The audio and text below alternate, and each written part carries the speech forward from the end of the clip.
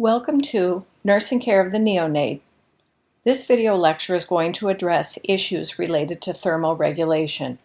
A neonate is vulnerable to either overheating or being too cold, and we call that cold stress. They have a relatively large surface area, and as a result, it is easy for them to lose heat and fluids. These babies do not know how to sweat, and it doesn't matter if they're term or if they're preterm, babies don't sweat. Neither do they shiver. So if they're cold, because their muscles are not fully developed and able to generate heat through shivering, they end up staying cold.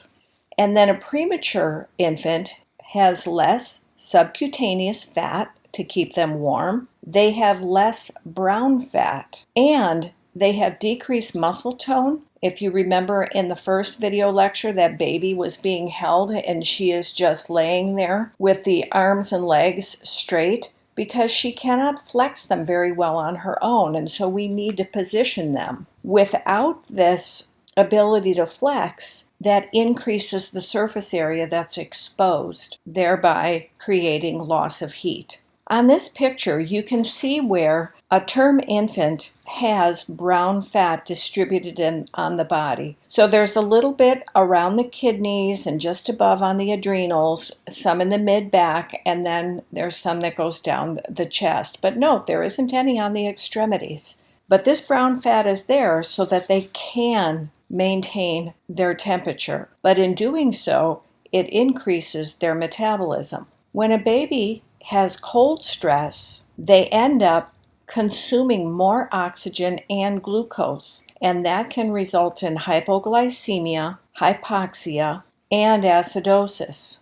And if we allow it to continue over time, ultimately it will result in failure to thrive. This baby's using so much energy that they're not growing. Here's another table that came from your textbook, and you can review this, and it gives you a nice overview of how a baby who loses heat ends up becoming jaundiced, developing respiratory distress, and trying to modify their circulation to return to fetal patterns, which is not healthy. So our goal when we're taking care of these babies is to keep them warm. We call that the neutral thermal environment. We're going to provide heat and not have them lose heat. That would be neutral. We do this in a couple of ways. We can use a radiant warmer, and when this baby initially is born, they're all under a radiant warmer. If the baby goes to NICU, depending how much we have to do with them,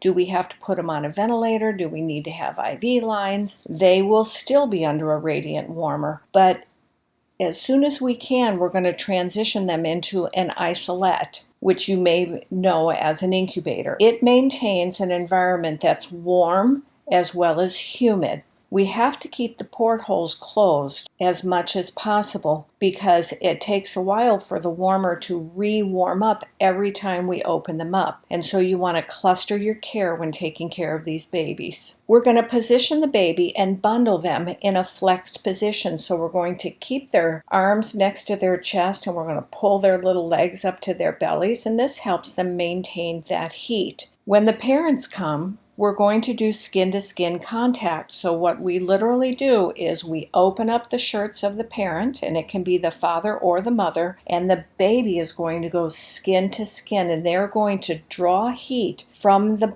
parent directly to them. Then we're going to loosely put a blanket over the top of the baby. This is known as kangaroo care or skin-to-skin contact. It also promotes bonding. Here's one example of a radiant warmer. We showed you the radiant warmer also during our skills lab, and you'll see it again in the OB skills lab. And here are some others. So up on the top left is a form of an isolette. The bottom one is an isolette, and you can see how it can tilt the baby. Those are really nice, and we can see these babies and we can move these babies and keep them warm at the same time. And this is an example of how we're going to position the baby. So you see that little rolled device that has the little polka dots? This was actually developed by a nurse. It's hard to describe it, but it's kind of like squishy, as though there was a gel foam in it, but it's a little softer than gel foam. But this imitates how the baby was in utero, and it keeps them into position and maintains their body heat. At the same time, we can keep all of the lines free as we need to. And so we reposition these babies at least every 2 hours. And this ends the lecture on thermoregulation problems.